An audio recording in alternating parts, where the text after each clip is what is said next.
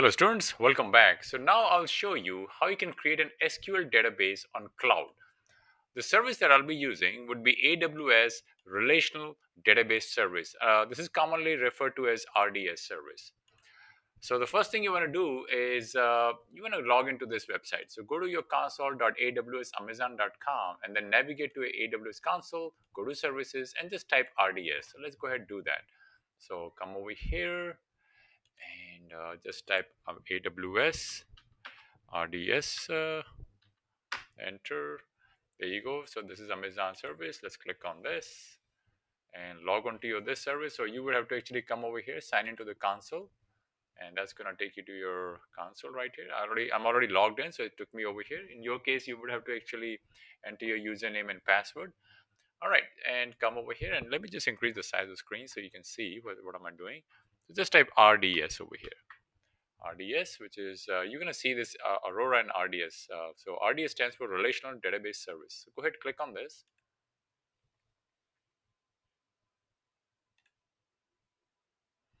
All right, now you're going to see something like this. So this is your dashboard. I have no DB instance running. All right, everything is zero. Okay. So we're going to go ahead, click on and create some database. So scroll down and you're going to see this option, create a database. So just go ahead and you can click on create a database and let's see what else other options do we have. Okay, you also have tutorials over here. Right now it even gives you the cost and everything. So let's go ahead, click on create database. And okay, so you're gonna see this dashboard appear now. So this is we're gonna be following series of instructions. So coming back over here. All right. So for the settings, for database creation method, I'll be using full configuration. This is the default. The engine type I'll be selecting would be MySQL. So let's come back over here. So full configuration is selected. So I'll keep this as default. Engine option. So there is Aurora. There's Aurora. So this is Aurora MySQL compatible. So this is by Amazon AWS. This is also this is PostgreSQL. This is also by your Amazon. Okay, so I'll be using this MySQL. If you like PostgreSQL, you can use this one. You can use this one. Each one of them, they come with their strengths and weaknesses. So if you actually look at some of the documentation, you will find that AWS claims that this is a lot faster. So all right, so I'm going to click on MySQL and addition MySQL community. Okay, this is good. Now there are different types of engine versions over here. So let's see what other options do you have. So let's say you want to work with something older version, you can pick an even an older version. I'm going to go ahead, click on the default option. That would be this one right here, engine version MySQL 8.4.7. You also have this option, enable RDS extended support, but this is for the paid offering. So if you want some extended support, you can have that. In this case, I'm not selecting that. Templates, so there are three types of templates. So in my case, I'll be using a free version. That is right here, free version. So there's a production level, there's a development and testing purposes, and there's a free version. So go ahead, click on free version. Availability and durability, so deployment options. So when I click on this actually got selected. And so this one is single AZ DB instance deployment. One instance is only going to be one instance. And there's no data redundancy. So it gives you a little bit pictorial representation what it does, what exactly it means. All right, DB settings. So let's go ahead, create your database identifier. So let's come over here. Let's give it some name. Let me see what name am I giving. So come back over here. Let's go to next one. Done this part. Come over here. Free tier. Okay. All right. So database identifier. I'm gonna give it a name like my uh, first DB. I'm gonna call this thing. All right. So let's do that. All right. So my first DB. My first DB. All right, this is good. Credential settings. So master username, I'm gonna use as admin. Then I'm gonna do create your own password or have RDS create a password that you manage. I'm gonna say self-managed. I'm gonna click on self-managed, not auto-generate. So let's go ahead create a password. So I have this password right here. Where is that?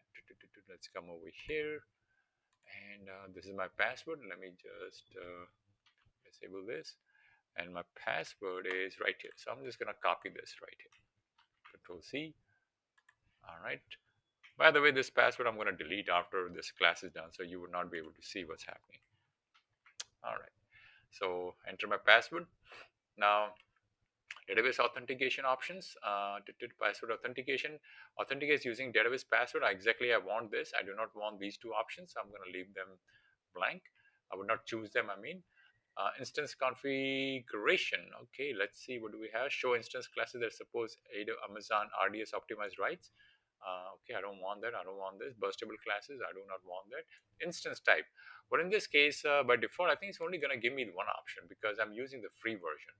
But if you're not using the free version, you may have more than, they may give you different options over here. All right, so it gave me this.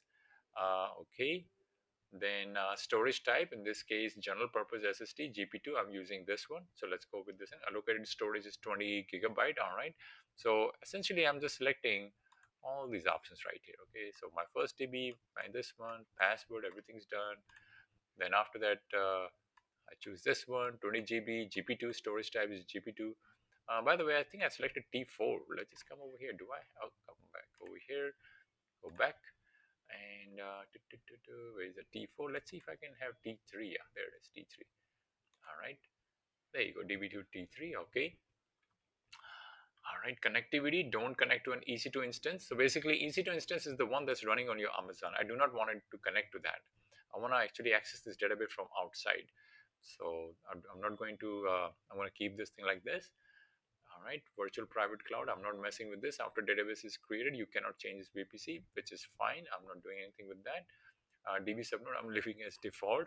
Okay, public access. Yes, I do want public access. So make sure you say yes, because you want to be able to connect to this DB from external source. Your VPC security firewall. Okay, choose existing. All right, this is good. Existing VPC security group. So default. Okay, so keep the default. Availability zone. I don't have any preference. Okay, I'm not doing any of these. Create authority. Nope, I'm not doing anything. Additional configuration. Let's see what's over there. Oh, database port. Okay, 3306. I'm going to keep this as 3306 because that's the default for MySQL. All right, so everything looking good. And choose monitoring tools for this database. So in this case, let's say database inside providing. So, okay, so database inside standard. So I guess there's a standard. I'm going to keep this as a standard. Additional monitoring. I do not want any monitoring over here. If you want monitoring, you can actually enable these things. And I think they're going to charge you some money for that. All right, additional configuration. If you click on this, you're going to see all these configuration. You can have initial database names and backup and all kind of stuff over here. So I'm not messing with this. Okay, estimated monthly cost. It tells you some of the cost for this right here. And go ahead, click on create database now. And this is going to take some time. I think this can take anywhere between 2 to 5 minutes. So all right. Yeah, there you go. Your database might take few minutes to launch. You can use settings from my first DB to simplify configuration of suggested database add-ons while we finish creating your database for you. Okay, let's come back to the next instructions. Okay, so the database has been successfully created. Now I'm going to click on my first DB. Let me see what's the next step. So coming back over here, this took me 3 to 5 minutes. Okay, this is good. And then I'm going to allow my IP to connect. That's my next step. I want to make sure that I can connect to this database. So in order to do that, you have to go to security, connectivity and security. That would be this tab. So make sure you click over here, come down, and you're going to see somewhere over here, security group rules, this one. So you're going to see an inbound rule and outbound rule. So we want inbound rule, people when they're trying to connect to this computer. So we want that. So go ahead, click on this. And let me increase the size of the screen so you can see. All right. Okay. All right, so this is a security group. So this is the create security group action. All right, this is good. Click on this security group right here. And that's going to take you to this page. So inbound rule right here. So we're going to edit the inbound rule. Right now, these are the two inbound rules that are already there that I created before. So go ahead, click on edit inbound rules. And so now we are going to create, let me decrease the size of the screen. All right. So now I'm going to add a rule. And the rule that I'll be adding would be this right here. Let me just show you this one. This one port is 3306, and for the source I'm going to be using, either you can use your IP if you know your IP, or you can use this. This is going to allow anybody to connect to your database if they have the username, password, and if they know the endpoint. So for simplicity, I'll be using this one right here, this option. Okay, coming back down over here. So let's go ahead and add an inbound rule. So let's just come down here. Oh, not this one right here. All right. So click on add an inbound rule. Where would that be? Oh, there it is. Add inbound rule. Click on this. And so I want this one. Where is it? MySQL. That would be this one. MySQL Aurora. So go ahead, click on that. And so this is TCP 3306 is selected by default. You cannot change that. Come over here and make it custom. All right. Actually, yeah. And let's just make it everybody. Okay. Anywhere, everybody. Source is anyone, anywhere. What is this? Anywhere. All right. This is good. Okay. And so go ahead, click on save rules. All right. Now this is good. So now we're gonna go back to our this one right here and go back to your database. Go back to your my first DB, and now we are going to connect to this database. So you have we'll be connecting using code snippet. So you're going to see this programming language. I'll be using Python. If you use like JDBC, Node.js, PHP, TypeScript, any other language, you can select any one of them, and that's going to generate the code for you over here. So you can copy and paste that code and run that code. It's going to work just fine. So in this case, I'm going to use Python, and there you go. It generated this code for me. So it tells me the instructions. First, you want to install this package. So I'm going to copy this. Just click on copy. Come on over here, and I pasted this. Come back. There you go. Let me increase the size of the screen so you can see.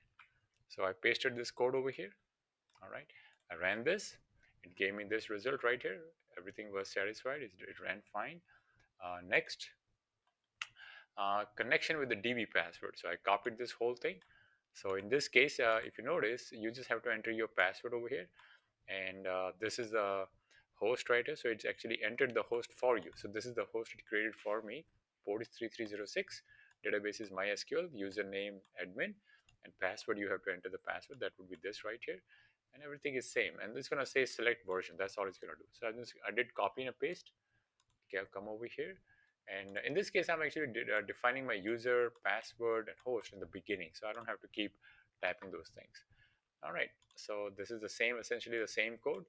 And let's run this. And there you go. So it tells me the query I ran is select version. So it told me the version is 8.4.7. All right, this is good. Let's make a mistake. Let's see if I change my password. I change my password to something like this. And let's see, it should give me an error. We want to make sure that it gives me the error. Ah, there you go. Access denied. Okay, using password. Yes, all right. So access is denied. That's great. That means it's working because I made it intentionally. I introduced an error just to see if it's working. All right, now let's create a database first. So connection is none. I'm basically right here. I'm running a query. This is a query responsible for creating a database, and I'm creating a database called student DB. So this is same as this right here. The only difference is I'm just changing this statement now. I'm just creating a database. All right, so create a database, and after that I'm executing this. Actually, this should have been called. You know what? Let me just put this guy over here. Don't really need those statements. So move this guy, paste it. There you go. And there you go. All right, don't need this. So this is going to create a database student DB. And let's run this. And there you go, success.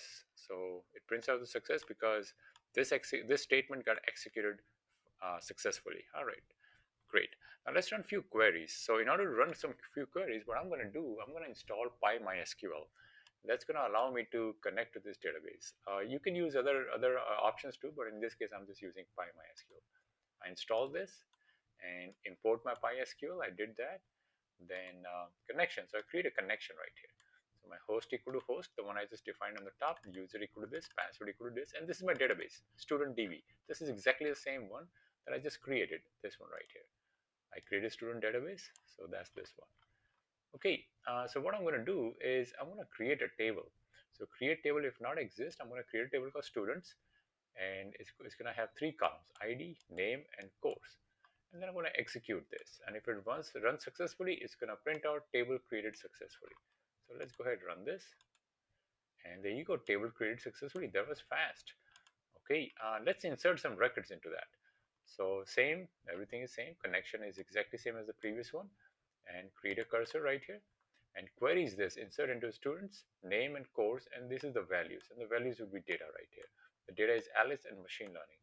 Okay, and then it's going to say data inserted. So let's run this, and there you go, data inserted. All right. Now let's verify that. I want to retrieve I want to retrieve those records just to see if it worked. So everything is same. Connection is the same as the previous one.